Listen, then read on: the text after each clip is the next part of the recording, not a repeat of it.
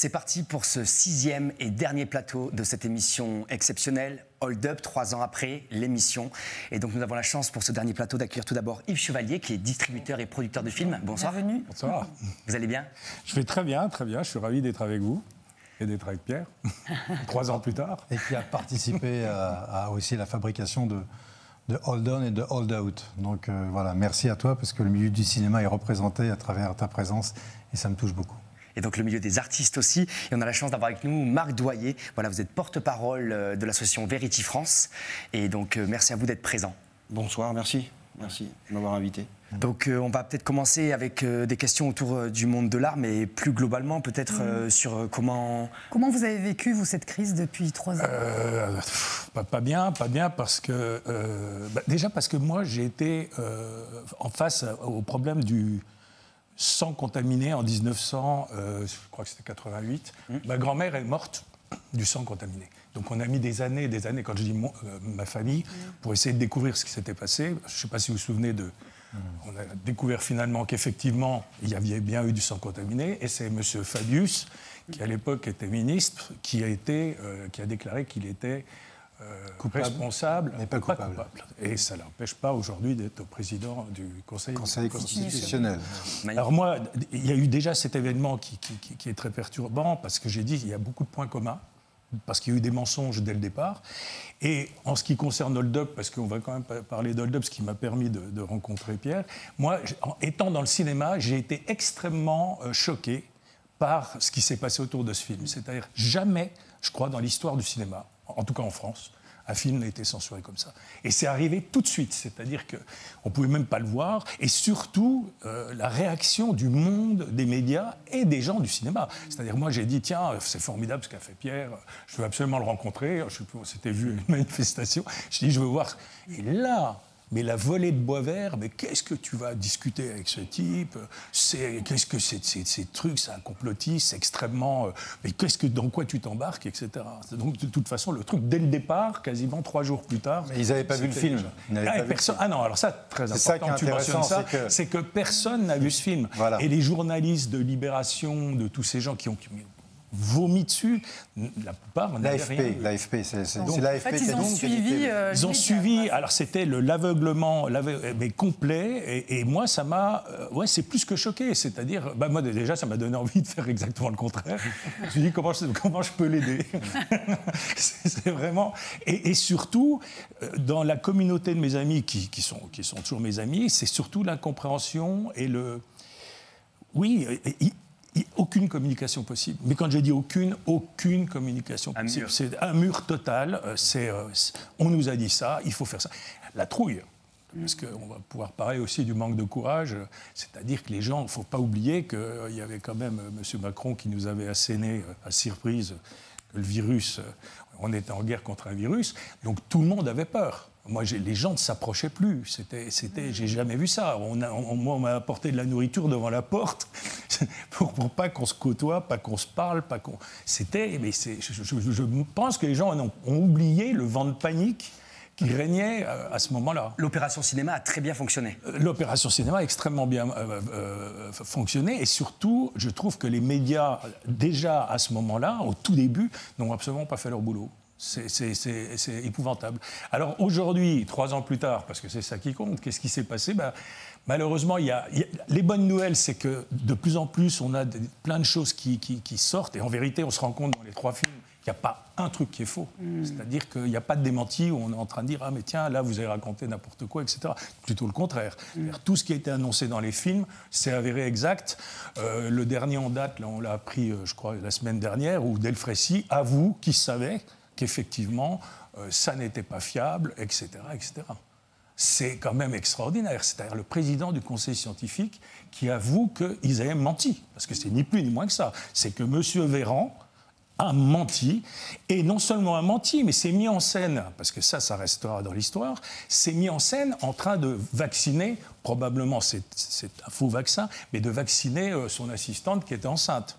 Oui, une femme enceinte aussi. Alors que même Pfizer, aujourd'hui encore, dit qu'ils n'ont rien fait par rapport au risque de fertilité pour les femmes. Et que la Commission européenne, en ce moment, recommande chaudement de vacciner en priorité les femmes enceintes. Donc on vit dans un monde dystopique qu'on n'aurait même jamais imaginé dans un film de science-fiction. C'est ce que je dis, moi, j'ai dit ce film, parce que quand on nous a annoncé le nombre de morts tout le soir avec cette mise en scène, là encore, Oui, et qu'on apprend que ce ne sont que des gros qui meurent.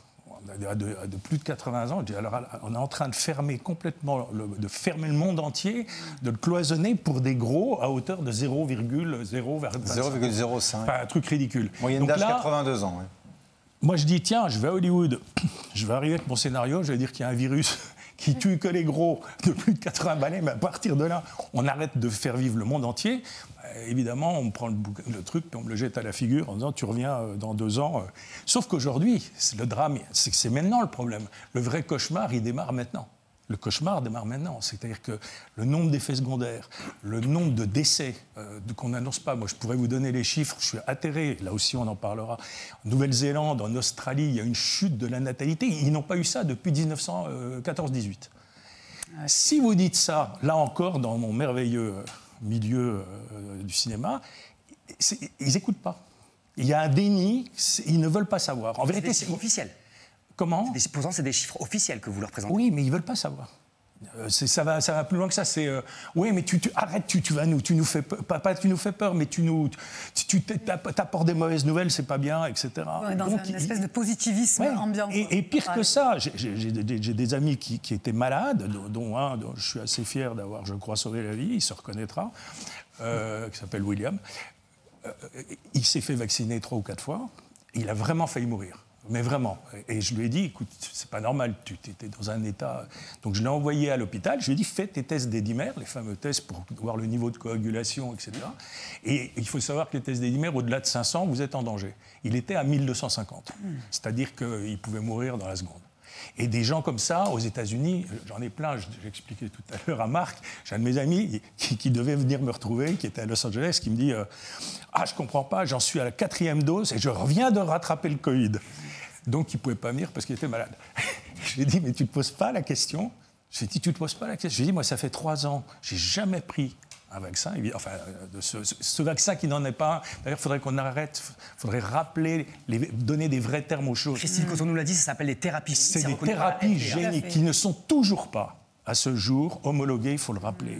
Parce que là encore, Véran a une très grosse responsabilité, puisqu'il a dit que c'était homologué, il l'a dit officiellement que c'était homologué. C'est faux. Et les thérapies géniques, ce n'est pas un vaccin. Une fois que les gens ont compris ça, on dit maintenant, ah ben ça ne modifie pas l'ADN, ah ben pas de bol, ils sont en train de se rendre compte que si, ça modifie l'ADN. Et ce n'est pas pour un jour, pas pour 2 jours. Donc quand vous dites ça aux gens, les gens, déjà, ils ne comprennent pas. Puis c'est un tel afflux d'informations, parce que nous, on travaille là-dessus, ça fait 3 ans.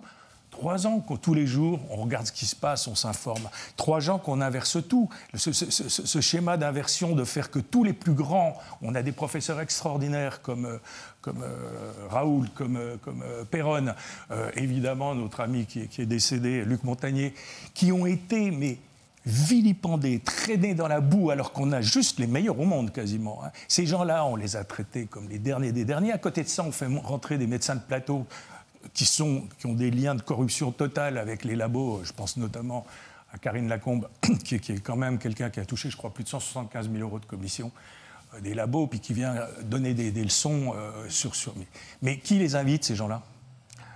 Donc, voilà, qu'est-ce que ça me fait ? Ça me fait déjà que je n'ai pas pu travailler pendant un moment, puisque, comme je ne me suis pas fait vacciner, que je n'avais pas de passe sanitaire, je ne pouvais pas aller à Cannes, par exemple. Je ne peux pas faire les festivals. Entre parenthèses, j'ai un de mes amis qui a fait un vaccin, justement, qui s'est fait vacciner pour pouvoir aller travailler à Cannes. Il a eu 2 malaises importants. Donc, Qu'est-ce qui a changé dans le monde du cinéma depuis 3 ans ? Déjà, moi, je suis très surpris, là encore. C'est que ça fait 3 ans maintenant que ça dure. C'est bientôt 4. Et il n'y a toujours pas ni de film, ni rien dessus. On n'a aucun... merde, c'est quand même la plus grosse épidémie, c'est la plus grande crise sanitaire de toute l'histoire. Il n'y a rien, on parle de rien. Le seul gars qui a un peu de courage, qui est formidable, qui s'appelle Laurent Firode, qui fait des films en dehors complètement du système, avec des bouts de ficelle, qui sont des films d'ailleurs que je recommande, qui sont assez drôles. Mais même dans le système du cinéma, est-ce qu'il y a quelque chose qui a changé ? Alors moi, je suis mal placé pour en parler, parce que paradoxalement, ça m'a amené à moins voir mes amis, parce que j'étais très choqué justement du manque de réaction. Mais c'est vraiment un truc qui m'a choqué parce que, franchement, les aides-soignantes, tous les pompiers, tous ces gens qui ont été virés comme des malpropres, et on sait aujourd'hui, c'était pour soi-disant les problèmes de transmission, etc. On sait aujourd'hui que c'est faux. Ces gens-là ont perdu leur métier. On n'avait plus rien. J'ai pas vu, à part Annie Dupéret, qui a eu beaucoup de courage, et Victoria Abril, qui a été vraiment très bien. Qui est-ce que j'ai d'autre que je pourrais nommer Sophie Marceau. Sophie Marceau, absolument. Mais souvent d'ailleurs des femmes qui étaient beaucoup plus virulentes. Mais Isabelle Adjani aussi a quand même pris une belle position. Oui, Isabelle, encore une fois, Isabelle, elle est beaucoup plus même radicale. Elle est carrément contre les vaccins. Oui, sur les vaccins, elle est très... position très claire. Je pense qu'elle a raison quand on voit que maintenant on en a 11 pour nos enfants. Mais donc, le cinéma, déjà le cinéma, ça s'est arrêté quand même. Hein. Oui, c'est ça. Il n'y avait plus de films, on n'était pas des gens essentiels, il ne faut pas l'oublier, ça aussi. Hein. Bien sûr. Non, on est non essentiels. Et donc déjà, il y a 1 an et demi sans travailler. Après, on a repris petit à petit. Mais moi, j'avais plus envie. C'est-à-dire que ça me donnait envie maintenant de faire des documentaires, ou alors de faire un jour, j'espère, quand ça se tassera un peu, cette folie, de faire vraiment un film qui résume un peu, mais sous l'angle comique. C'est-à-dire parce que je pense que les gens prendront beaucoup plus conscience de la folie, parce que c'est la folie. Et il y a de la matière, là, en termes de comique. Ah ben là, c'est un spectacle. Et là, je pense qu'on peut faire un film très drôle, un peu à l'italienne. À la Fellini. Là, on pourrait faire un truc noir, un film d'humour noir. Là, je pense qu'il y aura vraiment quelque chose à faire. Qu'est-ce que vous pensez des films, justement, qu'on a pu voir, même avant cette crise, qui anticipaient un petit peu comme... le film V de Vendetta ou Matrix, comment ces producteurs et ces réalisateurs avaient déjà un petit peu, entre guillemets, vu? Alors V pour Vendetta, c'est particulier parce que c'est l'adaptation d'une bande dessinée. Oui, c'est vrai. Qui est une des meilleures bandes dessinées d'ailleurs dans le genre. Matrix, moi je pense que c'est un film visionnaire. C'est-à-dire que je crois que Matrix, c'est vraiment le film, enfin le premier surtout, ce qui est vraiment, c'est assez extraordinaire qu'ils aient pu anticiper ce qui s'est passé. Parce que la pilule bleue puis la pilule rouge, c'est un peu ce qu'aujourd'hui, c'est la même chose. C'est-à-dire les gens, s'ils acceptent d'avoir le courage de regarder ce qui se passe, on est exactement dans une situation identique. Le vrai problème, c'est qu'on est vraiment, il y a les films de science-fiction, déjà il y a très peu qui ont été vraiment intéressants. Il y a celui de Steven Soderbergh, Contagion, qui était très réussi. Oui. Il faut savoir qu'Hollywood a l'art, quand même, on le voit aujourd'hui, de montrer toujours des choses. On se demande parfois s'ils se disent, tiens, on va faire un film pour annoncer de toute façon ce qu'on va... Voilà, on peut se poser la question. Le fameux truc avec les Simpsons.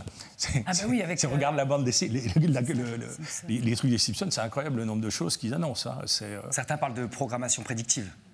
Moi, je me demande s'il n'y a pas... alors là, pour le coup, je ne vais pas passer pour un illuminé, mais je pense que certains de ces films, en tout cas, il y a des choses qui sont dedans qui amènent ce qu'on est en train de vivre. Ça, c'est sûr et certain. C'est comme les guignols, Pierre. Dans Hold Up, vous aviez mis les guignols de l'info. En 2019, je crois, qui parlait du masque déjà. 2009. 2009. Oui, mais enfin, le H1N1, c'était la répétition générale. Hein. Oui. Le H1N1, on a très bien démontré, même dans Hold Up, que le H1N1, voilà, ils ont tenté, ils n'ont pas fait peur suffisamment. Donc, ça n'a pas pris. 10 ans, ça n'a pas pris. Donc 10 ans plus tard, voilà, on a d'abord verrouillé la presse qui a été rachetée, qui a été inondée de centaines de milliards par les grands milliardaires qui sont les Bill Gates, la fondation Bill et Melinda Gates. Regardez ce qu'elle a fait. Regardez, aujourd'hui, moi, on a essayé de me coincer comme si j'étais, je ne sais pas, un mafieux ou un pédocriminel. On m'a essayé de me coincer sur Hold Up. Par qui? Par une société de production qui s'appelle Together Media et qui est financée par la fondation Bill et Melinda Gates. Enfin, voilà, mais ça, c'est... Et puis, sur une émission, Le Fabrique du mensonge, qui est née juste avant le début de cette pandémie. Alors, ce ne sont que des coïncidences, bien sûr, mais quand vous regardez un petit peu, vous fouillez, vous voyez les conflits d'intérêts partout. Donc, quand vous avez quelqu'un comme ça, comme aussi puissant que Bill Gates, qui a quasiment inondé de millions de dollars, qui a acheté, qui a corrompu toute la presse, qu'est-ce que vous voulez? Enfin, il n'y a plus de journalistes aujourd'hui. Je ne parle pas des journalistes qui sont sur le terrain et qui sont sur les terrains de guerre, je sais ce que c'est. Mais je parle de simples journalistes curieux. Il n'y a plus de curieux. Aujourd'hui, ils lisent des dépêches. Voilà, et des dépêches qui sont... Enfin, bref. Marc, vous avez traversé une période, on peut dire, horrible. Ouais. Vous en êtes où aujourd'hui par rapport à... Je me relève grâce à des gens comme Pierre, grâce à des gens comme Frédéric Beltra, j'ai eu la chance, moi, d'être médiatisé, donc de pouvoir exorciser un petit peu ma douleur. D'abord, je me suis concentré pendant 8 mois dans mon salon, Pierre le sait, parce qu'il est venu nous voir. Vous êtes dans le film, d'ailleurs. De sauver ma femme. Oui. Donc, en fait, pendant ces 8 mois-là, j'avais pas vraiment... Il n'y avait pas la place pour des états d'âme. Hein. Il fallait simplement assurer le quotidien, jour et nuit.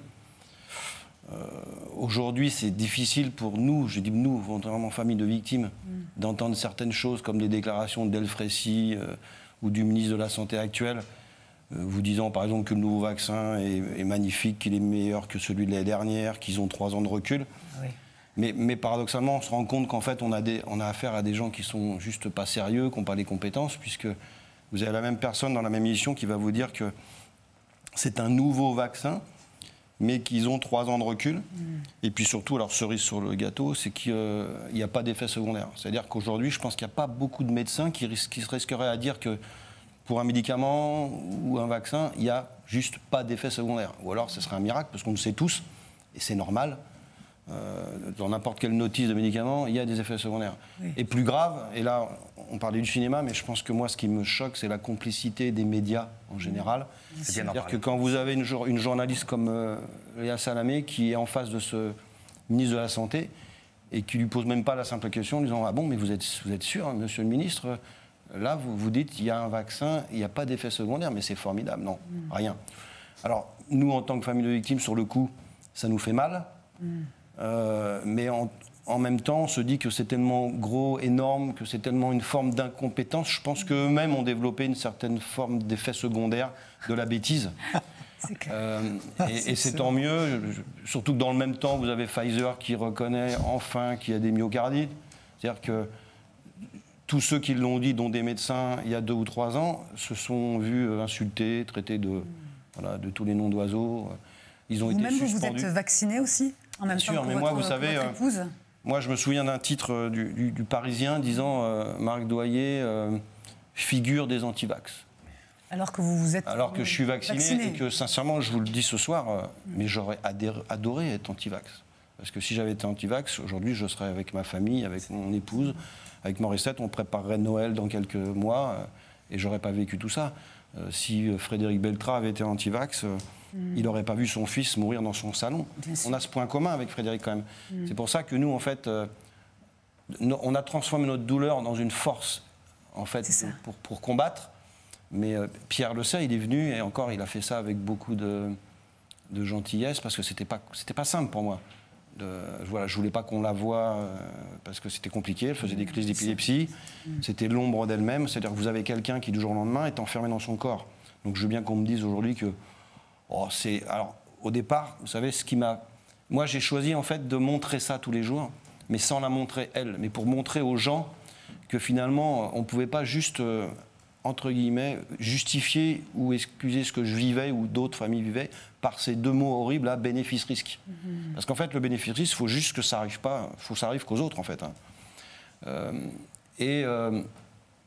jour, j'ai dit à un médecin, j'ai dit, mais imaginez, voilà, la personne que vous aimez le plus au monde, est-ce que vous êtes prêt à lui faire courir, justement, ce fameux risque du bénéfice-risque, là ? En général, vous savez, la réponse, elle est tout de suite, on passe à autre chose, on change de sujet. Donc voilà, quoi vous dire d'autre quand j'entends M. Delfrécy, ça c'est énorme, quoi, qui vous dit on s'est trompé. Mais non, moi je peux vous dire qu'une famille de victimes, association, on ne va pas les laisser dire tout simplement qu'ils se sont trompés. Parce qu'aujourd'hui, nous, on va voir, il n'y a pas d'erreur. Hein. Pour beaucoup d'entre nous, on va voir nos proches au cimetière. Je pense à Madame Musso, il y a quelques jours, quand même, c'est pareil, c'est quelqu'un qui a perdu sa fille, qui est décédée quelques semaines après le vaccin. Pendant plusieurs mois, là, on l'a fait passer pour une complotiste. Je suis désolé d'employer ce mot que j'ai horreur d'ailleurs, parce que je pense qu'aujourd'hui, les complotistes, c'est ceux qui se sont trompés, justement. Et une autopsie vient finalement de confirmer qu'elle était bien décédée du vaccin. Et c'est là où c'est important et où on évolue quand même. Et je pense que finalement, on va finir par gagner parce que, pour moi, à mes yeux, ces gens-là ne sont plus crédibles. C'est-à-dire que les mêmes qui vous ont dit, comme Emmanuel Macron, par exemple, vaccinez-vous parce que sinon vous allez tuer Pépé et Mamie et vous serez obligé de les enfermer dans la cuisine ou dans la cave. Et qu'on apprend quand même que Delfrécy a dit à Véran, non, monsieur le ministre, ça ne fonctionne pas, ça ne protège pas de la transmission. Rappelez-vous quand même que, en fait, on a dit à tous les Français, Emmanuel Macron le premier, de se vacciner justement parce que ça protégerait de la transmission et que ça nous éviterait d'être enfermés chez nous et qu'on ne serait plus confinés, etc. Alors qu'on apprend aujourd'hui, plusieurs années après, que finalement, non. Puis quand vous interrogez Pfizer, ils vous disent « mais non, mais nous, on n'a jamais dit ça. On n'a même jamais dit que ça évitait contre les formes graves. » Donc maintenant, on a un combat à mener, qu'on mène depuis plusieurs mois. C'est pas facile parce que je crois que vous êtes vachement attaqué par ce qu'on appelle des trolls. Moi, je suis pas trop sur les réseaux sociaux, mais, vous avez eu quand même pendant... vous aussi, vous avez été, entre guillemets, lynché par des gens qui s'immisçaient sur vos comptes des réseaux Twitter. C'était horrible. Mais vous savez, je l'aurais toujours... Vous étiez en train de combattre quelque chose et d'accompagner votre épouse, et en même temps, vous avez un acharnement de personnalités connues ou moins connues qui était... Bien sûr, moi, au mois de mars, je me retrouvais devant un tribunal à Marseille, parce qu'effectivement, il y a quelqu'un qui a écrit sur Twitter que Morissette n'était peut-être pas malade, que peut-être que je la battais, simplement. Voyez. Donc là, quand vous êtes là, effectivement... Mais vous savez, en fait, je leur ai expliqué à tous ces gens-là, ça m'a rendu beaucoup plus fort, parce que d'abord, dans cette période-là, pendant que j'entendais ces sottises, moi, vous savez, ma priorité, encore une fois, c'était de gérer les crises d'épilepsie. Bien sûr. Des fois, voilà, elle s'étouffait, il fallait que... Je suis devenu, entre guillemets, soignant. Hein. C'est-à-dire que je souhaite à personne, parce que là, on parle quand même de la maladie de Creutzfeldt-Jacob. Donc, finalement, ces gens, je leur ai dit, vous savez, je pense que vous n'imaginez pas ce que j'ai vécu. C'est-à-dire qu'en fait, il ne peut pas m'arriver pire, et c'est certainement pas ces espèces de petits trolls, là, comme on les appelle, mais qui, en réalité, derrière, il y a des gens. Hein. Oui. Tu le sais, il y a des gens. Et nous, on s'est rendu compte à Vérité France qu'en plus, il y a des gens qui sont proches des gens qui nous gouvernent. Et c'est là où le bas blesse. Et que bien souvent, malheureusement, ce sont des médecins. Alors moi, j'enlèverai tout de suite ce mot médecin parce que c'est juste une insulte à la médecine. Je pense, par exemple, au médecin Marty, là, qui lui a quand même un jour osé dire que comme on avait vacciné plein de gens en même temps, mais vous vous rendez compte du niveau quand même de scientifique de ces gens-là, on avait des millions d'années de recul. Non, mais c'est juste de la bêtise. Voilà, bon. C'est pas de la bêtise, c'est du cynisme. Parce que vraiment, c'est pas possible qu'il ait... Enfin, s'il a fait des études de médecine, je veux voir son diplôme, quoi. Comment on peut dire une ânerie pareille, quoi. Enfin, je veux dire, voilà, il y a on a des milliers d'années de recul parce que le même vaccin était injecté à 4 milliards ou 5 milliards. Mais comment on peut... Mais surtout, encore une fois, moi, c'est pas le fait de dire une énormité pareille, c'est que le fait d'avoir en face personne. Il n'y a aucun journaliste pour rapporter la contradiction, pour les remettre à leur place. C'est juste hallucinant. Le nombre d'horreurs qu'on a entendues sur les plateaux, et non, il n'y avait rien, ça passe, tout passe. Sauf quand Christian Perron est invité sur RMC Info, là, RMC est vilipendé parce qu'ils n'ont pas offert de contradiction au discours de Christian Perron. Non, mais... C'est que dans un sens, mais pas dans l'autre. Vous savez, vous retirez 3 mots. Vous retirez le mot complotiste, extrême droite, conspirationniste. Ils ne parlent plus, c'est fini. C'est terminé. Ils sont perdus. Il faut que j'invente un nouveau mot. Qu'est-ce qu'on va inventer? Le mot complotiste n'existe plus. Le mot extrême droite a disparu. Vous savez d'où vient le mot complotiste? Comment il a été utilisé au départ? C'est utilisé par la CIA. C'est la CIA qui a commencé à utiliser ce mot au moment de l'assassinat de Kennedy pour faire taire toutes les voix dissonantes, les gens qui disaient non, Kennedy, il n'est pas tué avec une seule balle, c'est pas une seule personne. Et c'est la CIA qui sciemment a envoyé des trucs pour dire maintenant, complotisme. Ça met fin à toute discussion. Oui. Or, moi, je vais plus loin que toi. Pour moi, complotiste, c'est un compliment aujourd'hui. Quand on me dit t'es complotiste, je dis waouh, chouette. Je pense vraiment, je suis fier d'être complotiste. Parce que je me pose des questions, puis surtout, ce que j'essaye de voir, c'est qui sont les comploteurs. Parce que les mensonges qu'on a entendus pendant 3 ans, tout est mensonge. C'est-à-dire, déjà, un truc tout bête, dire qu'on va faire un test PCR.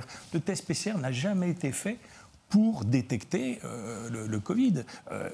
Déjà ça, c'est faux. En plus, en France, il était amplifié d'une manière incroyable, qui fait que vous aviez toutes les chances d'être positif. Or, il y avait effectivement des cas de gens qui étaient positifs, mais comme ils auraient pu être positifs d'une grippe ou quoi que ce soit, on n'arrête pas les gens, on n'arrête pas un pays, on n'arrête pas de vivre sur la base d'un test qui, en plus, est faux. Donc le mensonge de base, il était là. Le tout premier mensonge, il est là, le test PCR. Et à côté de ça, au début, vous n'aviez pas le droit de porter des masques, parce qu'ils n'en avaient pas. Je vous rappelle le bordel. Oui, ça a été des Moi, je me souviens, j'étais voir ma pharmacienne à peine arrivée en France. Elle me dit, ah, mais je peux pas t'en vendre parce que c'est 10 000 € d'amende et 3 mois de prison. J'ai pris une photo, c'était sur la porte.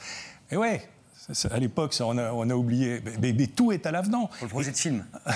Non, mais rien que ça, dans un film, on le met, c'est effectivement quelque chose. Mais j'ai eu tellement de choses, il y a de quoi faire, il y a de quoi faire un truc énorme. En tout cas, Marc, c'est vraiment admirable et courageux ce que vous avez fait d'accompagner pendant ces 8 mois Morissette. Et aujourd'hui, le combat que vous menez, c'est aussi, on espère, inspirant pour d'autres familles de victimes ou aussi des gens qui n'ont pas eu de victimes dans leur famille, qui ont eu cette chance-là, pour encourager vraiment à agréger toutes les forces citoyennes pour imposer et de juger les responsables en fait, de ces mensonges qui avaient les informations aujourd'hui. Il y a suffisamment d'alerteurs, d'associations citoyennes qui ont transmis les données par rapport aux effets secondaires. Et pourtant, la politique des autorités sanitaires n'a pas changé. Donc, est-ce que vous avez, entre guillemets, plus de monde dans vos associations aujourd'hui qui unissent leurs forces pour essayer de peser plus lourd dans ce rapport de force face à ces puissances financières qui sont énormes ? Oui, bien sûr. Alors on sait que ce sera difficile, mais vous l'avez vu, je pense, dans cette émission, tous les gens qui sont passés, on n'est plus tout seul. Je dirais que, malheureusement pour eux, de toute façon, il y a tellement de victimes. On sait, par exemple, que il y a cette association Où est mon cycle. Nous, à Vérité France, on reçoit des témoignages régulièrement. Moi, si je reviens sur la maladie de Creutzfeldt-Jakob, c'est pas moi qui l'ai inventé. Déjà, de toute façon, dans le rapport de l'EMA, j'ai commencé comme ça. Il y a quand même j'ai fait faire un constat d'huissier où le risque d'encéphalopathie spongiforme est évoqué. Donc, c'est pas moi qui l'ai inventé.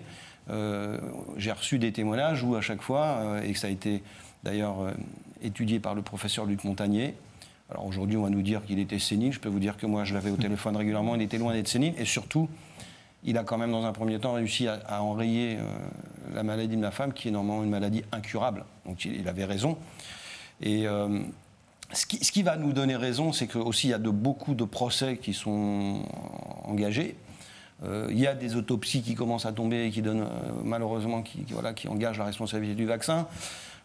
Moi, je passe prochainement, par exemple, devant une commission d'enquête pour une expertise médicale. Je vais voir des experts là, prochainement, parce qu'il y a quand même un juge qui a osé dire, compte tenu des éléments que je fournissais, forcément, puisque j'ai 8 mois d'hospitalisation à domicile, où ce sont finalement les médecins qui ont fini par me dire « Mais non, monsieur Doyer, malheureusement, il n'y a pas de doute. Voilà, nous, on pense que c'est le vaccin. » Et c'est écrit sur le certificat médical. Et donc, un juge a dit, compte tenu des éléments que M. Doyer fournit, il est probable que la maladie de Mme Doyer est issue du vaccin.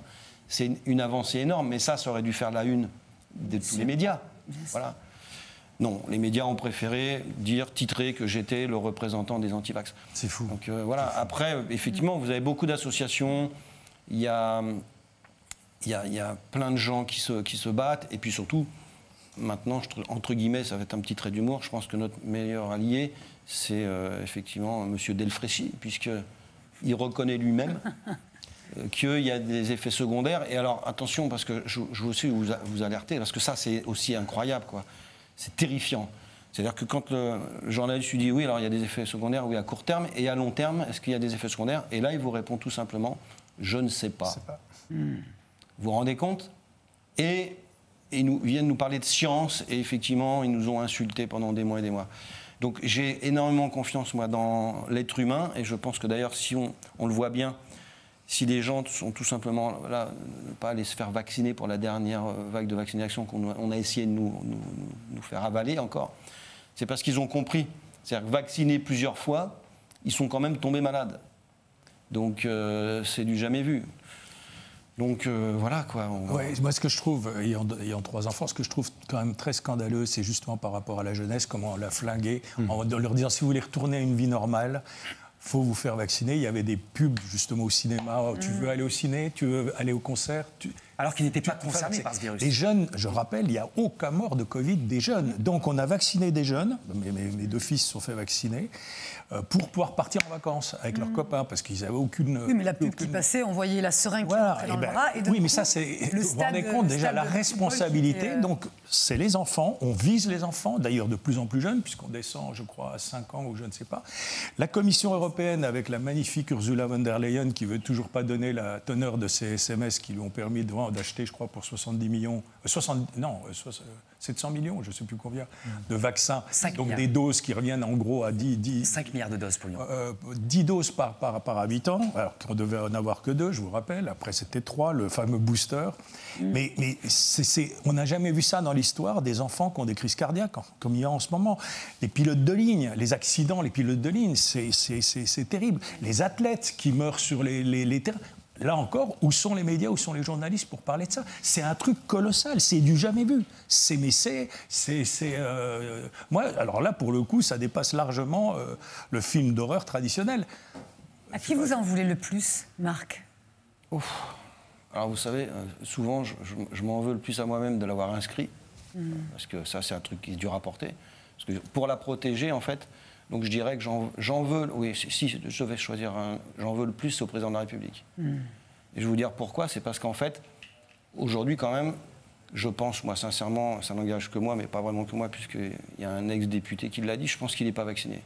Et c'est tout simplement du bon sens, parce que je vois mal le médecin personnel d'Emmanuel Macron lui dire « Monsieur le Président, il y a un vaccin, mais on est encore en phase... Le fabricant nous dit, Pfizer, qu'il est encore en phase d'essai. Qu'il y a de multiples effets secondaires, puisque c'est ce qu'on vient d'apprendre quand même par la communication de contrats d'Afrique du Sud. Oui. Donc ça, c'est pas moi qui l'invente, malheureusement, c'est comme ça. Donc je peux vous dire qu'effectivement, il n'est certainement pas vacciné. Donc là où je en veux, c'est d'avoir terrorisé les Français en leur faisant peur au point de les obliger à se faire vacciner, et d'avoir aussi, surtout, privé des hommes et des femmes, là je pense aux suspendus, aux soignants suspendus, et pas qu'aux soignants d'ailleurs, de salaire pendant plus de 2 ans. C'est-à-dire que vous vous rendez compte que dans un pays comme la France, on a mis des femmes et des hommes sans revenus. Il y a eu des suicides. C'est incroyable. Et l'homme qui a décidé de tout ça, il l'a fait sur un mensonge. C'est-à-dire que lui-même n'est certainement pas vacciné. En disant qu'il a très envie d'emmerder Les vaccinés, mais il a clairement dit. Les non vaccinés. Il a clairement dit. Il faut savoir, par exemple, en Nouvelle-Zélande, on l'apprend seulement maintenant, que la ministre de Nouvelle-Zélande, qui a démissionné, je crois, ou elle a arrêté, aucune des personnes qui travaillaient avec elle, des gens importants, n'était vaccinée. Aucune. Et elle avait protégé tout le monde. Donc c'est terrible. On est en plein film, en fait. Oui, mais il y avait un film d'horreur, cette fois-ci. Oui, là, c'est plutôt un film d'horreur. Et encore une fois, avec, comme tu le précises, Marc, les effets secondaires, les vrais, Pfizer l'a avoué, même Pfizer dit, on n'en sait rien. Donc on ne sait pas, dans 2 ans, ce qui va se passer. Il y avait Luc Montagnier qui avait annoncé que justement, 2025 serait une année charnière. Mais Montagnier, je lui rends hommage quand même parce qu'on était présent à son enterrement, où un des plus grands monsieur dans la médecine, qui est un type formidable, qui a été le premier à annoncer tout ce qui s'est passé, à savoir que ce n'était pas un virus naturel, mais que c'était un virus fabriqué dans un labo.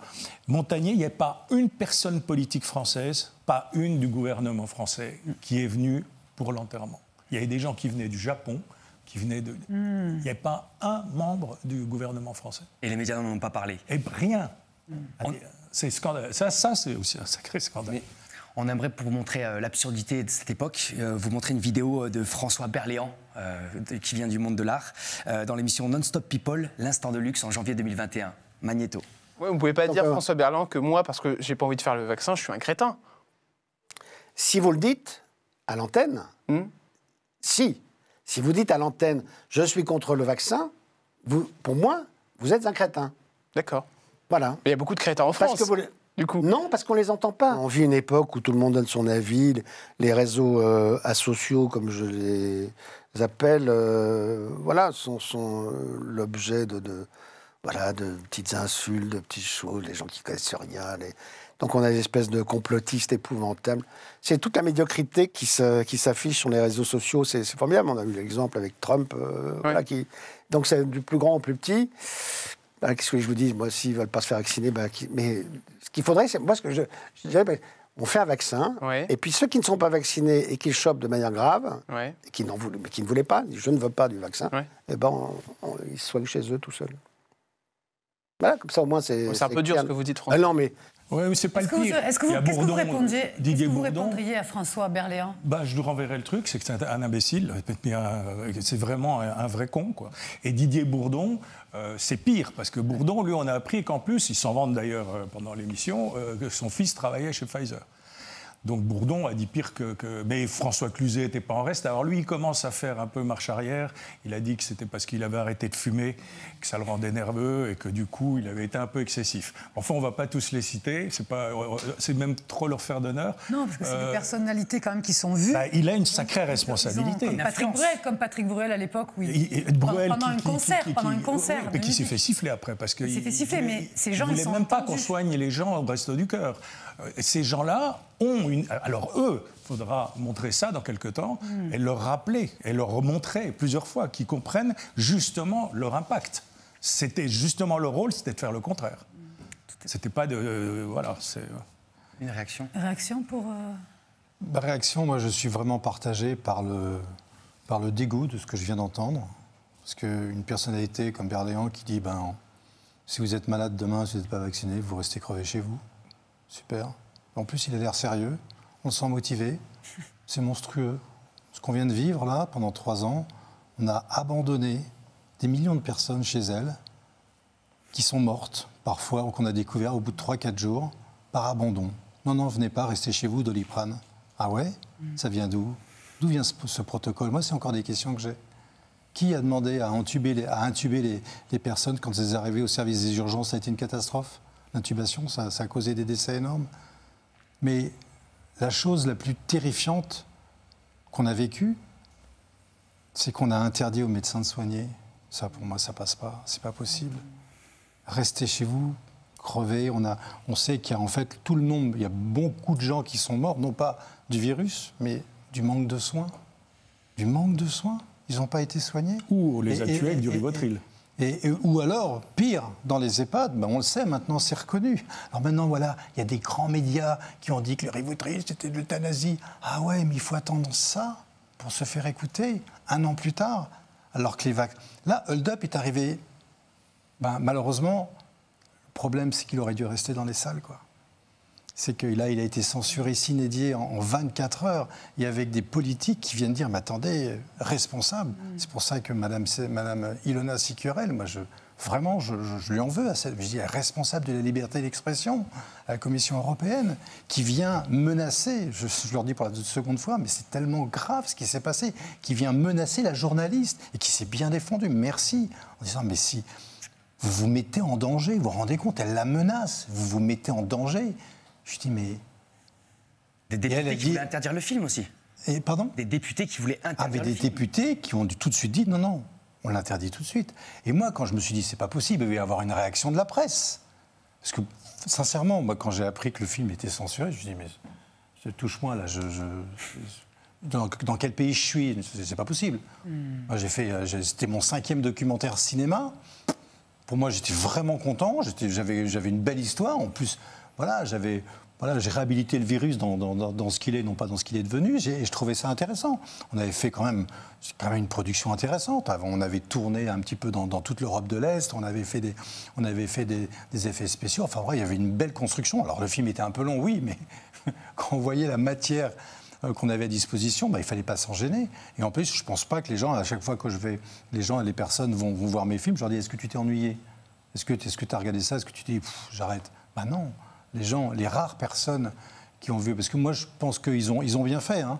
Le nombre de personnes qui n'ont pas vu Hold Up, qui n'ont pas pu voir Hold Up parce qu'il y a eu un tel matraquage médiatique par l'AFP, hein, parce que c'est l'AFP qui est derrière cette fermeture en moins de 24 heures. L'AFP, ce sont des journalistes, non? Donc des gens qui vivent de la liberté d'expression. Non, je me trompe ou pas? Quand vous regardez le film, quand je l'ai montré à différents festivals, quand je l'ai montré notamment, il est sorti au Québec, quand je l'ai montré à des grands distributeurs, ils m'ont dit, mais attends, mais il est où le problème dans ton film? Il n'y a pas de problème. Et merci à toi, Yves, parce que je me dis à un moment donné, mais il y a quelque chose que j'ai fait qui... Enfin bref, pardon, mais donc d'un côté, je suis vraiment triste, j'ai presque envie de pleurer quand je vois que la presse, vraiment, et Dieu sait, j'ai consacré 30 ans de ma vie à faire des reportages, à aller rencontrer les gens, à être juste un témoin. Un journaliste, c'est un témoin. C'est pas quelqu'un qui cherche à démontrer, sauf dans le cinéma où effectivement il y a un point de vue. Mais quand j'étais journaliste et que je faisais des reportages pour tous les magazines d'information, eh ben, j'essayais de montrer. Et puis voilà, en montrant des choses qui étaient plus ou moins cachées. Enfin voilà, j'ai fait des reportages par exemple sur à qui appartient Pigalle. C'est intéressant d'ailleurs. Qui appartient Pigalle, avec un film, avec un documentaire qui était diffusé qui aurait dû être diffusé sur M6, qui s'appelait Charlie et ses drôles de dames. Voilà. Donc j'ai adoré ce métier. J'ai mangé ce métier. Je dormais pas. J'ai même, on va dire, voilà, ma famille en a. Quand vous êtes trop passionné, dans votre vie privée, c'est pas, la passion est moins bien partagée et ça se comprend. J'ai tout donné pour ce métier et aujourd'hui, je me suis fait assassiné par les mêmes qui vivent de la liberté d'expression. Expliquez-moi. Alors que depuis 10 ans, j'essaye de faire des enquêtes, mais pour le cinéma, parce que au fond de moi, je me disais que le dernier espace de liberté, c'est les cinémas. Et regardez, aujourd'hui, c'est fini. Pardon, mais le cinéma, ils les ont fermés. Maintenant, les salles ont beaucoup souffert. Et les salles indépendantes. Restez chez vous, allumez Netflix. Netflix, ouais. Allumez.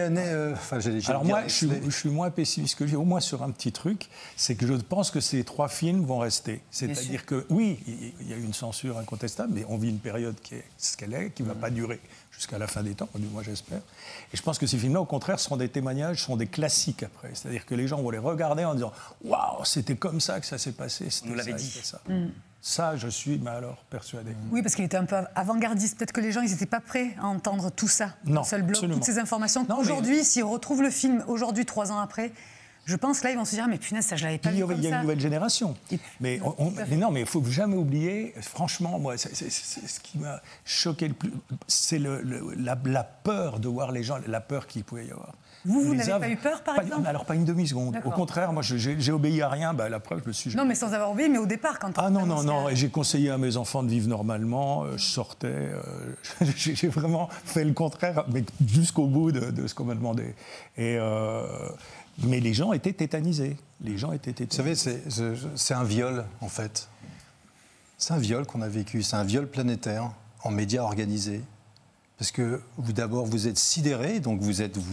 Ça va être repris, ça, ce que vous venez de dire. Mais je suis d'autant bien placé pour le dire, c'est que là, je termine une grosse enquête, et c'est ça qui m'a permis de rester debout. Ça fait 10 ans que je fais une enquête sur la pédophilie et ses réseaux. Donc, le sujet complotiste par excellence. 10 ans d'enquête. Et que j'avais en tête, quand l'acharnement médiatique m'est tombé dessus, je disais, même pas mal. Parce que les témoignages que j'ai reçus de femmes qui ont appartenu à ces réseaux, d'enfants ou de femmes dont les enfants sont toujours prisonniers de ces réseaux, je me suis dit, bon, Pierre, c'est bon, accepte ça. Donc voilà, j'ai eu la chance d'être quand même bien occupé par les films que j'avais en cours et surtout les témoignages, le témoignage de Marc. Oui. Je me dis, mais Pierre, ne te plains jamais. Ne te plains jamais. En fait, moi, ce que j'ai beaucoup été touchée par votre témoignage aussi, je pense que beaucoup de monde, c'est parce que vous avez remis l'amour au centre. Et je pense que de voir un couple comme vous l'avez été avec votre dame, eh bien, ça a remis quelque chose de fort, en fait. On s'est dit, ça existe, l'amour, ça existe vraiment, parce que tout le monde était dans la peur. La peur, c'est le contraire de l'amour. Donc là, ça a remis quand même l'amour au centre. Mais en dehors de l'amour, j'ai surtout voulu remettre la vie au centre de tout ça. Parce que j'ai refusé qu'on puisse me dire encore une fois, oui, bien sûr, j'ai refusé qu'on puisse encore me dire que c'était juste du bénéfice-risque. Non, c'est pour ça qu'en fait, tous les matins, je faisais un tweet avec mon quotidien ou témoignage du jour. Et tous les jours, je m'y tenais. Mais j'ai jamais montré d'image. Parce que si j'avais montré, d'abord, je l'aurais jamais fait pour elle et puis pour ses enfants, pour sa dignité. Parce qu'il faut quand même savoir que on est passé d'une personne qui était très active. Moi, j'ai un cabaret, donc elle dansait, elle chantait, elle apprenait ses chansons. C'était une artiste. 15 jours avant, d'un seul coup, à me dire, c'est bizarre, j'ai un fourmillement sur le dessus du pied. Et en 2 jours, plus de son, plus d'image. C'est-à-dire que je retrouve Morissette dans son lit à l'hôpital, les yeux fermés, elle ne marche plus, elle ne parle plus. Alors qu'elle est rentrée avec moi quand même, je lui tenais la main. Donc, en fait, j'ai voulu effectivement remettre la vie, c'est tout. Et aujourd'hui encore, il faut garder cet espoir. Mais ces gens-là, en fait, voilà, la vie ne les intéresse pas. Qu'est-ce que vous aimeriez dire à Emmanuel Macron ce soir s'il vous écoute? Mais il n'y a plus rien à lui dire à cet homme. Parce que s'il avait été un tant soit peu humain, on n'aurait pas vécu ce que l'on a vécu là. C'est-à-dire, encore une fois, moi, je veux dire, ça me terrorise. Je n'ai pas reconnu mon pays.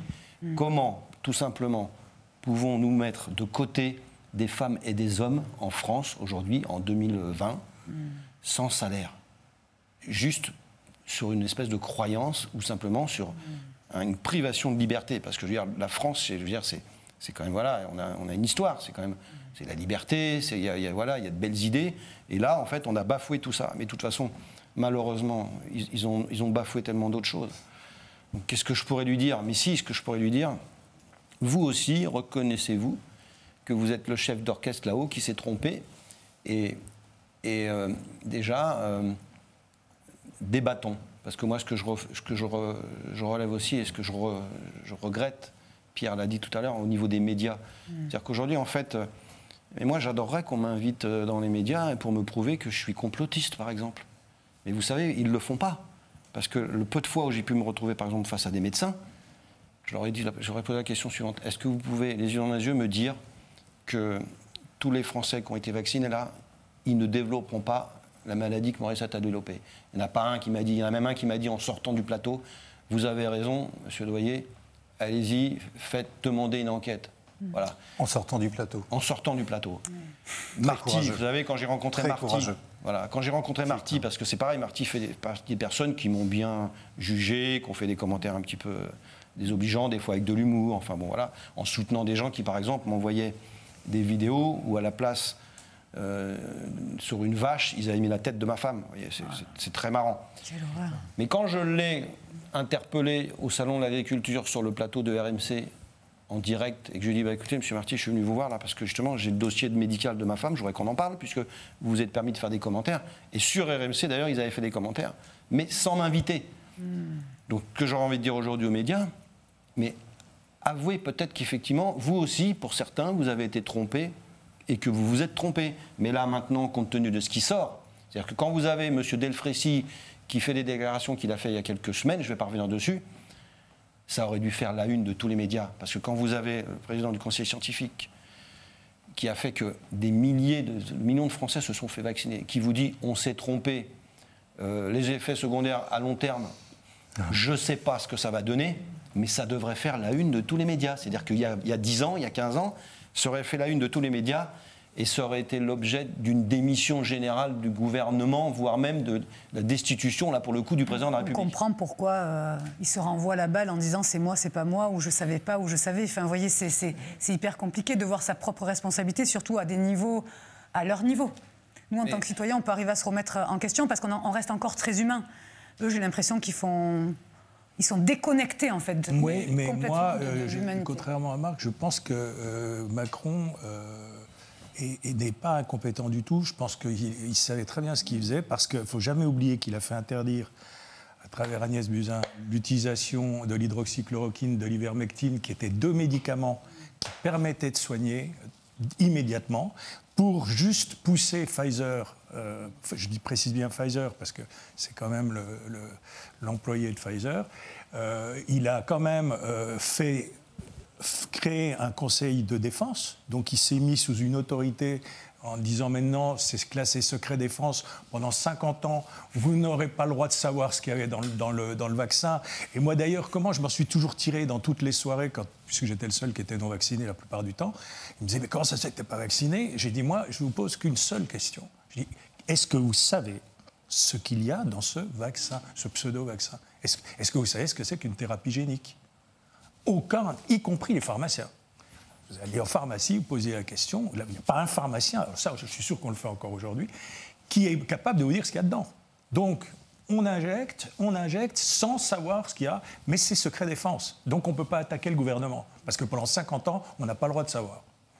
Ça, moi j'appelle pas ça être incompétent, j'appelle ça criminel, c'est un acte criminel. Voilà, je pèse mes mots. C'est ce qu'on disait en début d'émission. Comment dégager et arrêter ces criminels, ces hommes politiques et ce pouvoir économique corrompu. On pourrait parler de ces 3 années pendant toute la soirée, toute la nuit même. La soirée, ça a été un marathon, près de 5 ou 6 heures d'émission tous ensemble. J'aimerais un petit mot de Pierre pour clôturer cette émission et avant de remercier tout le monde aussi. Oui, le mot de fin, ça sera plutôt Marc. Moi, je reste encore médusé, surpris, étonné de voir que la presse n'a pas travaillé, n'a rien fait. C'est impressionnant quand même. Moi, je pensais vraiment que, alors que tout est en train de sortir aujourd'hui, non, même rien. Même pas d'excuses. Même pas d'excuses. Alors si, il y a une excuse du rédacteur en chef de Bild, quand même un grand journal, qui a dit, bah oui, on vous a trompé, on s'est trompé. Mais là, de voir qu'en France, avec toutes les preuves qui sont là sous les yeux, il y a ne serait-ce que d'apprendre, enfin de constater, parce que moi j'écoute plus rien. Vous savez, le Canard enchaîné, c'était le seul journal que je lisais avant la Covid. Je dis bien avant la Covid. C'était le seul journal que je lisais, tellement j'ai toujours été très méfiant. Et puis voilà, puis moi je faisais mes reportages, mes enquêtes. Voilà. Mais le Canard enchaîné, pour moi, c'était une institution. J'ai rencontré au téléphone, j'ai eu la chance d'avoir Claude Angélique, une grande plume quand même du Canard, au téléphone. Donc il m'appelait, enfin, ou c'est moi qui l'ai appelé, je ne me rappelle plus. Et donc il me dit, alors comme ça, vous pensez qu'il y a des morts, que le vaccin cause des morts, mais dans quel ordre de grandeur? C'est quoi? C'est quelques-uns, ou des dizaines, ou des centaines, des milliers? Et là, je lui dis, bah, écoutez, non, moi je pense que plusieurs dizaines de milliers. On était en mars, quand il m'a appelé, c'était en mars 2022, je crois.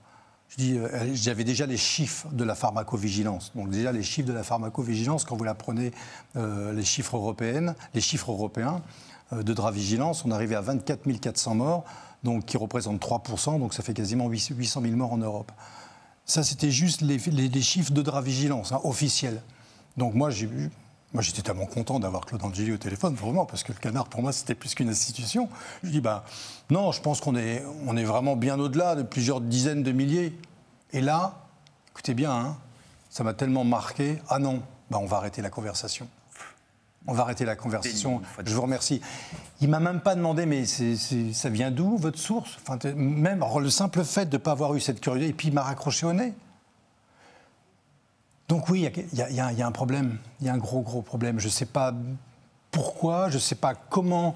Enfin moi, je suis vraiment journaliste jusqu'au bout des ongles, enfin je l'ai toujours été, même si aujourd'hui, maintenant, je ne veux plus jamais dire que j'ai été journaliste, tellement j'en ai honte. Mais je me dis, pourquoi la presse aujourd'hui, alors qu'il y a toutes les preuves, pourquoi elle fait toujours rien? Elle est vraiment complice, et c'est vraiment un crime contre l'immunité. C'est un crime contre l'immunité, comme disait Isabelle Adjani. Mais c'est vraiment un crime contre l'humanité auquel on assiste. Mais bien sûr. Et heureusement qu'il y a des gens qui se lèvent ici et là. Et moi, c'est vrai que, encore une fois, j'ai pas perdu de proches. J'ai ma réputation, enfin, j'avais pas de réputation, je m'en foutais, moi, je faisais mon travail. Mais voilà, quand je rencontre des gens comme Frédéric Beltra ou comme Marc ou comme d'autres encore, parce que mais aussi toutes les personnes qui m'ont soutenu. Elles sont, enfin, je peux pas, je les remercie là ce soir, toutes les personnes qui sont restées debout dans Hold Up. Donc je veux vraiment les remercier. Je veux vraiment remercier, par exemple, on a reçu à la rédaction des pots de miel d'un apiculteur, des pots d'amandes. C'est bouleversant. J'ai même reçu une petite céramique avec une sorte de coronavirus déguisé avec des pics pour servir, vous savez, des pics pour aller chercher les apéritifs. Mais des petits gestes comme ça, c'était bouleversant. C'est-à-dire que là, j'ai vraiment senti qu'en fait, non, il y avait vraiment un soutien populaire.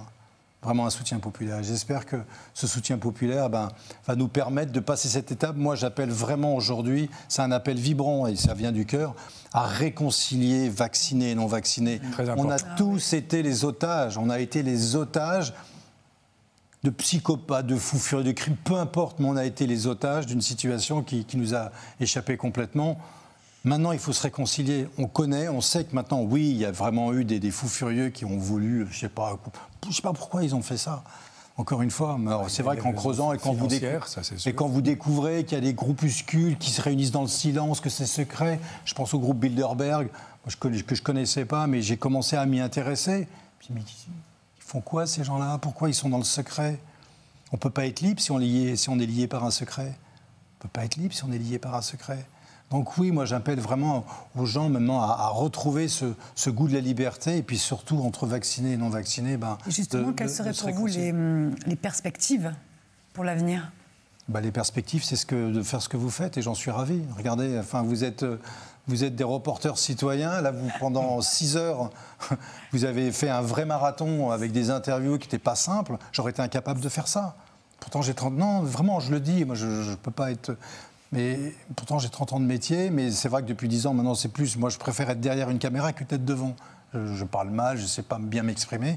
J'en ai conscience. Donc, vous, prenez le relais. Et j'invite à tous les citoyens à se réapproprier l'information. Il faut que tous les citoyens se sentent responsables de l'information. C'est pour ça que le projet de Citizen Light, de dire, écoutez, où que vous soyez, vous êtes c'est quoi un journaliste, un témoin ? Si vous êtes témoin d'une situation, si vous pensez que cette information peut être utile, juste, facilement vérifiable, et qui en même temps peut permettre de construire le monde de demain, eh bien vous l'envoyez et vous signez avec votre nom. On la vérifie, enfin c'est Citizen Light qui la vérifie pour voir si vraiment... Mais à partir du moment où c'est vous qui signez, c'est vous qui portez cette...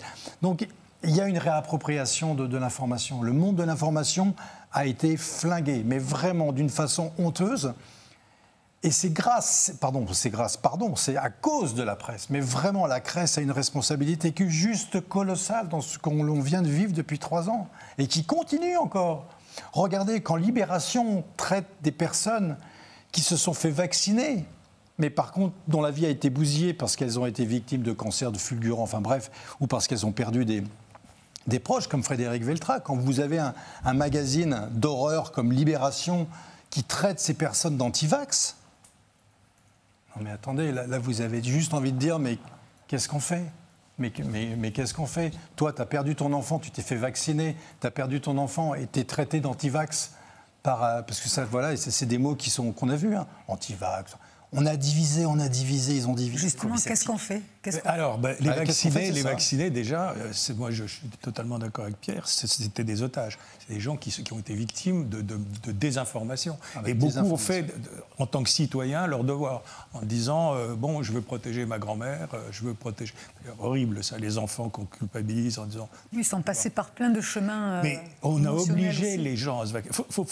Ça viole plein de lois, ce qu'ils ont fait là. De toute façon, c'est là où il faudra attaquer aussi. C'est que ce qu'ils ont fait est totalement anticonstitutionnel. Ils ont violé des lois de Nuremberg, ils ont violé plein de choses.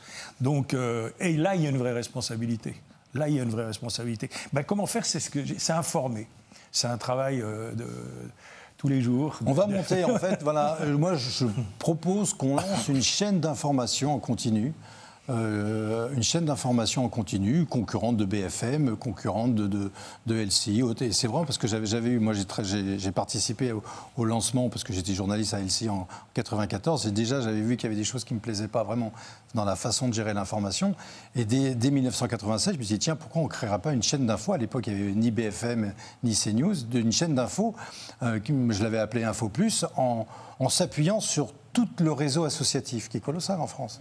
Parce que ce sont des gens qui font des choses. Et ben moi, je pense que si demain, on peut trouver les moyens pour faire une chaîne d'infos, alors il faudra passer le cap du CSA, mais c'est bien. Je pense qu'aujourd'hui, vous savez, moi je tourne des films qui vont au cinéma avec des iPhones aujourd'hui, des iPhone 14, avec une qualité d'image dingue. Donc aujourd'hui, sur un plateau télé comme ça, je pense qu'avec des petites caméras qui ne coûtent pas grand-chose, qui coûtent 2000 €, avec une qualité, moi ce qui me fait rire encore, c'est quand vous voyez des journalistes de télé avec des grosses caméras comme ça, avec un résultat d'image qui est bien, mais aujourd'hui, avec des petits iPhones, on arrive à faire une qualité d'image qui est nettement...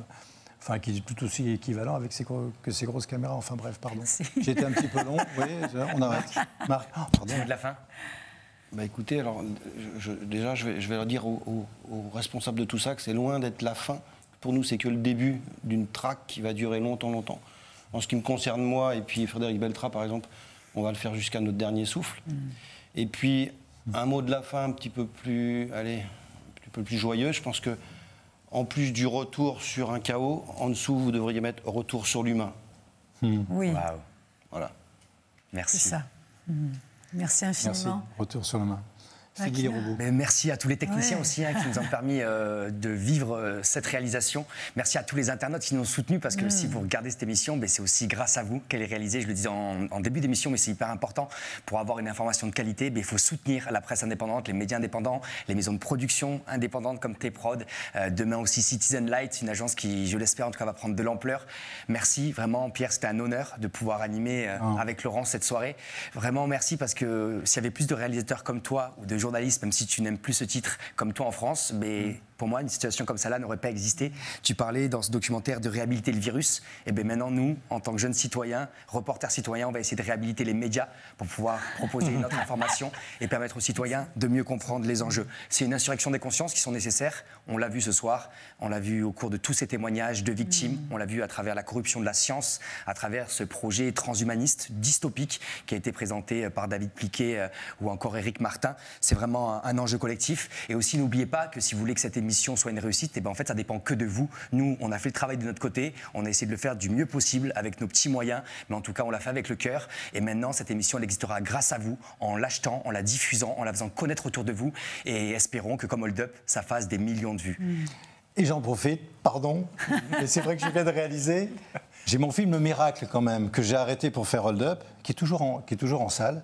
Et d'ailleurs, le 13 novembre, donc c'est après-demain, il sera dans 16 villes en France, dans tous les grands Mégarama, et donc ça me fait plaisir. Et qui est formidable. Et qui est fort en ces temps. Je crois que c'est vraiment un film qu'il faut aller voir en ces temps, qui redonne de l'espoir. C'est vraiment très... Pardon, je voulais pas, mais voilà, je me suis dit, tiens, autant en parler, parce que c'est un film qui fait du bien. Moi, j'ai des gens qui ont changé leur vie, et c'est vrai que ça fait du bien de croire au miracle, parce que ça fait du bien de croire en notre humanité, parce que là, pour l'instant, elle est malmenée. Ouais, c'est un très bon film. Et n'oublions pas, merci à vous. En fait, le miracle, il est tous les jours, il est dans ces rencontres, dans ces moments, Absolument. Il est en chacun de nous. Il est autour de nous, dans cette belle nature aussi. Exactement. Merci vraiment, Laurence. Merci à toi, Kina. C'était un grand plaisir, c'était une première pour nous. Voilà, donc merci Yves, merci Marc, merci Pierre, merci à tout le monde. Merci. Bonne soirée à vous et à très prochainement sur TV Prod, Citizen Light et partout ailleurs. Gardons le cap. Merci. Bravo.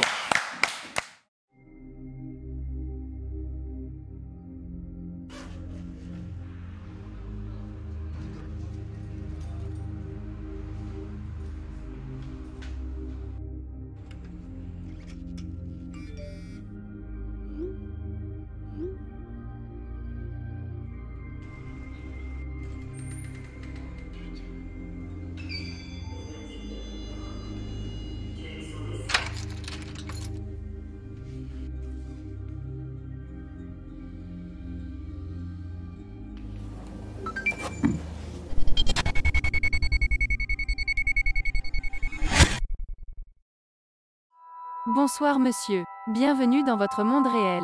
Votre employeur est satisfait, il renouvelle votre contrat pour 24 heures. Détendez-vous, nous allons sélectionner votre programme selon votre humeur.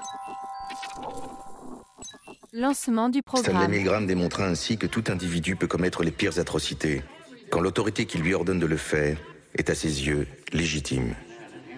Continue, please. Je crois que notre génération doit savoir que la bête de l'événement est là. Et elle arrive.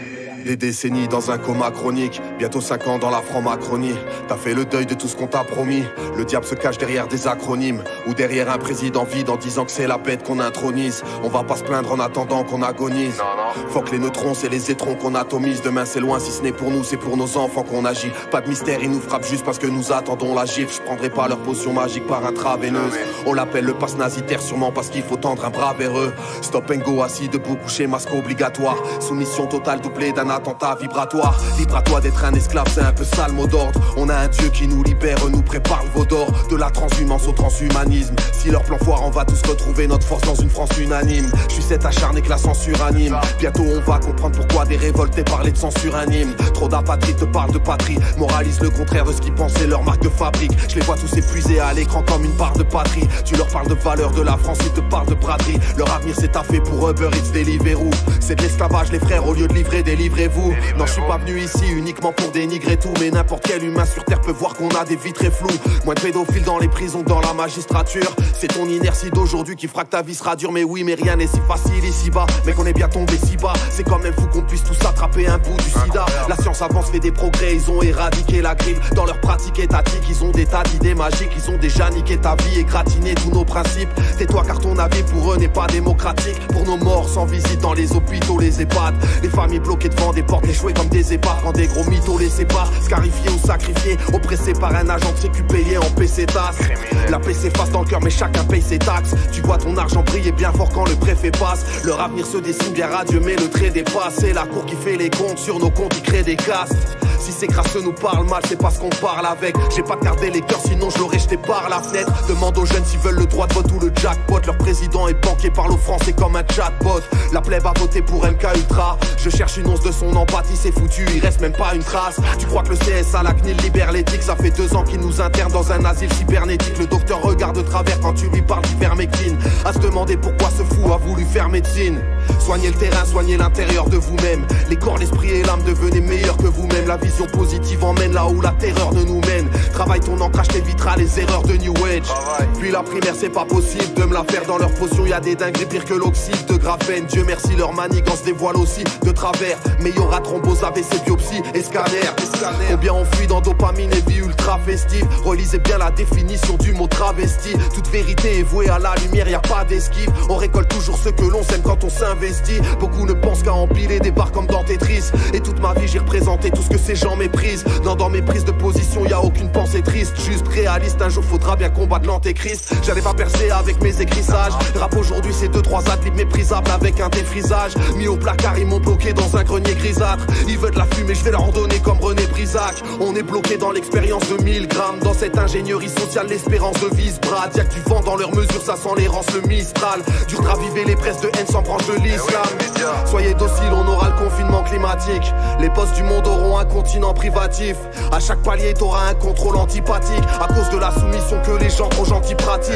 La rime est trop sophistiquée, je pourrais pas trop t'expliquer. Je viens t'imager pourquoi ils veulent d'office piquer. Je fais pas dans l'allopathique, j'ai une vision holistiquée. Je viens de la promiscuité, je suis de ceux que la police fliquait. Rien à foutre de la carrière, faut garer leur république en marche arrière. L'époque est fatidique, on vit dans la charnière. On a tous des places à faire, elles sont pas en classe à faire. Le pire serait de voir un enfant terminé en grabataire. Dis-leur que c'est fini le game, Atali ou Bill Gates. Réveille-toi, sauve ta famille, pense à ta vie, oublie le reste. Tout est prêt pour t'asservir avec leur Great Reset. Tu ramasseras ta monnaie de singe avec une épuisette. Y'a plus de social que des réseaux et des trains de vie déraisonnables. Ça délaisse l'essentiel en invoquant des raisons nazes. Des bipettes te font des mômes, la vérité c'est des sauvages. Une vie insignifiante mais ils attendraient des hommages. Des millions de gens se sentent à poil quand ils n'ont plus d'AirPods. Ils sont déjà prêts pour le transhumanisme et le QR code. Ça dépense un SMIC dans des bulles d'air ou des vulgaires bots. On fera disparaître les nuisibles avec une lumière forte. Attendez peu des rappeurs jusqu'à ce que la victoire arrive. Ils éviteront la manif et toutes les histoires à risque. Si on gagne ils diront tous on est ensemble. C'est leur phrase d'hypocrite. Bienveillant envers leur maître, c'est pourquoi ils incitent au crime. Le temps est venu, c'est l'heure des comptes, faut nettoyer la piole. J'irai me refaire ailleurs si je dois ramasser de la tôle. Ils n'avaient que des chaînes de télé pour cadenasser la Gaule. Suffit de jamais les calculer pour t'arracher de la geôle. On veut justice, on a une soif inégalable. Tribunal pour les médecins qui veulent pas soigner des malades. Le seul moyen de leur faire comprendre que chaque peine est valable. Dites à Mediapart, y'a plus grave que l'affaire Benalla. Opposition, contrôler nos positions sont trollés. On les laisse faire et on savait qu'ils allaient se taire comme Crowley. Trop d'influenceurs parce que trop d'influençables. L'argent a pris le dessus parce que trop ont cru en ça. Ils promotionnent pour Iblis et te disent c'est Dieu qui donne. Mais comme tout est inversé, on sait bien que c'est eux qui volent. Propagande sur esprit faible, y'a plus que des cinglés qui votent. Ce scandale vient tout révéler, plus rien ne semble équivoque. Big Pharma et l'état crapule sont indissociables. Si personne bouge, on sera tous soumis au crédit social. La dictature est là, on en sent les prémices au taf. Dans ce monde, ceux qui obéissent aux hommes obéissent au diable, ils sont viables. Trop de dirigeants avec des gros CV de traite ne pensent qu'à sceller le pacte avec des sociétés secrètes. Que des procédés de merde, tous les dossiers les se perdent. Et ces possédés ne pensent qu'à vous faire poser des œillères. On a trop cédé de terre, c'est maintenant ou jamais. Si on veut pas plonger dans les abysses, nos enfants nous regardent, le cœur battant. Notre force c'est eux, et leur rempart c'est nous.